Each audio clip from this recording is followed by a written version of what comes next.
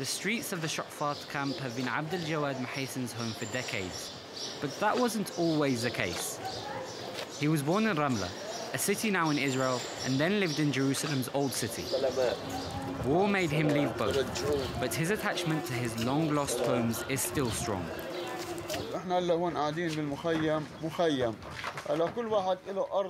We live in a refugee camp. A camp is a camp. Everyone here has land on the outside. We all came from somewhere. Everyone longs for that place. It's natural.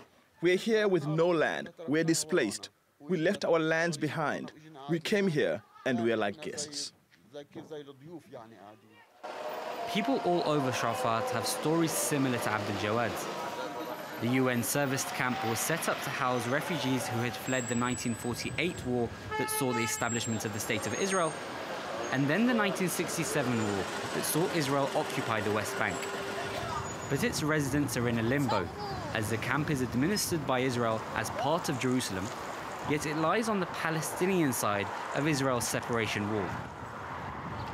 These blue passes give people in the Shafat refugee camp here the right to work in Jerusalem and Israel, where their families originally came from, over the wall there. But it doesn't give them the right to actually live there. And for some Palestinians, the idea that they could ever go back is far-fetched. Ahmed is one of them. He was born in Shafat, but uses his blue pass to go and work in Israel. His ancestral village is Berma'in. After it was cleared of its Palestinian residents in 1948, it became the Israeli city of Modi'in.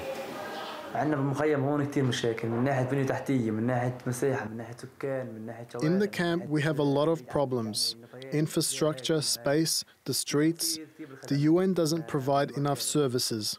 But despite all of this, I don't think there's any hope that we can go back to where we came from. There's no hope whatsoever. When we go and see it, there are so many people there. It's a city now. For me, there is no hope that we can ever go back. And so, resigned to life in Shafat, the residents have to face its many problems. They pay Israeli taxes, but get barely any services, with rubbish piling up on the streets. There's a bad security situation because no one thinks they're responsible. Israel only comes in if it's necessary. There are robberies, there's a drug problem. We're trying to educate people, but there's a lot of pressure. The wall also means there's so much traffic here. Shafat's residents have to get on with life in this 1 kilometer squared patch of land.